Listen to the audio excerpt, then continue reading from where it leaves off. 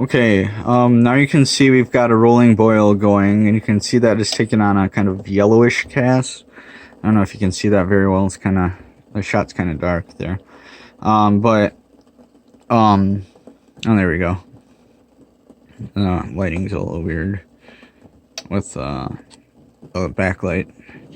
So you can see where the plant's starting to dissolve a little bit and give off the water-soluble contents. And it's reacting with the citric acid, and it's causing a yellowish solution. Now that's indicative of either colloidal silver or something else, but we're going to call it silver for our sake of our purposes, since this is more of a lunar herb that we know of. So we're going to boil this for a really long time, like hour or so, maybe even longer, and then we'll get back to you with what our progress is. So our ultimate goal is to end up with a black, grainy type of precipitate, and so we'll come back once we start getting that. Okay, it's been about 15 minutes and we're pretty much done. So I'm gonna call it and turn the heat off. And it looks like we have a good, nice silvery solution here. So we don't have any black precipitate yet, but that happens as soon as we introduce another kind of sulfur, like a salt or a metallic type of component, such as like we throw in a nail or a copper pipe or something, or some exposed wire or something like that. For example, we could, what could we put in? I'll throw a nail in there. I know it's not the highest sanitation, but we have a good solution going. So I put an ungalvanized iron nail in there. We'll see if it'll eat away at it, and we can get some more silver precipitate through transmutation purposes. Or means, whatever. Sorry. Transmutation means. So as you can see, it's starting to eat away at it.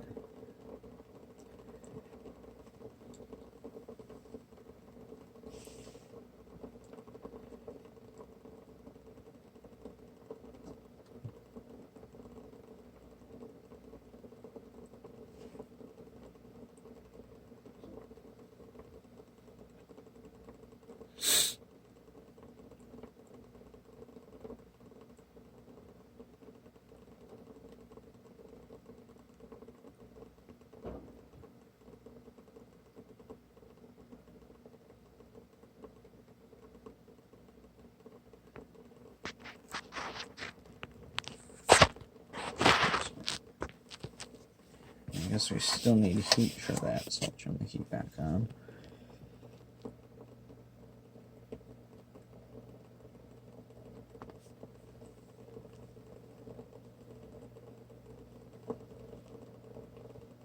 But yeah, and this method is entirely passive, so you don't need to use a battery or anything like that. You can just set it in there and it'll dissolve on its own under the power of the mercury or the solution that we're using. So, the citric acid also contributes to that.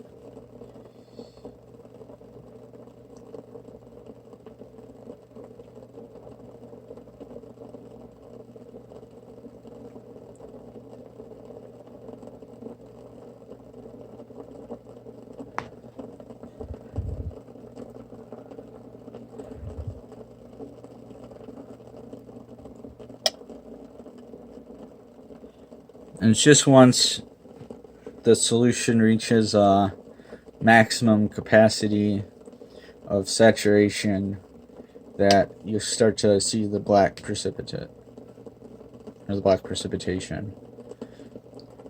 So I don't think it's really there yet. Maybe it is, maybe it isn't. Oh, actually I think I do see a little. I don't know if I can get it on camera there, but There was some at the bottom there. I don't know if it's visible on camera or not, but there is some there. Moving around on the bottom there. I don't know if you can see that or not. Yeah, it's visible. Okay. So we can see we have some black precipitation and a nice amber color solution. That means we have a good quality silver solution.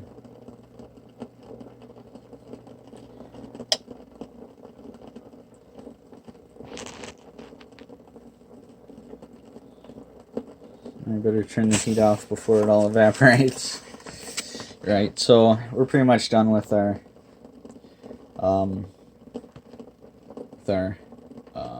cooking phase, our heating phase.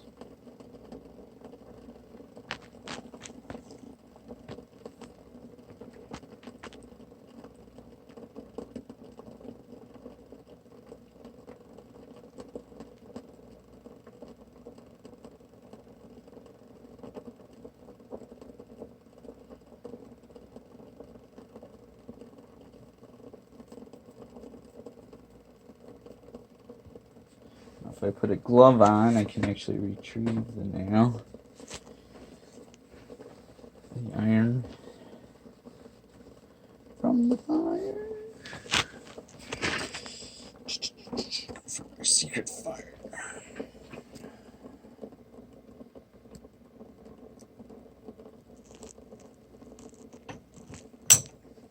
Place it with the used ones.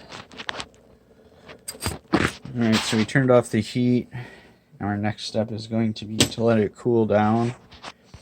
And with that, you'll notice a lot more precipitation occurring. Maybe even some crystallization on the surface, or even within the solution. You might see a little bit of clouds forming. So I'll pause it now and tune back in once that occurs.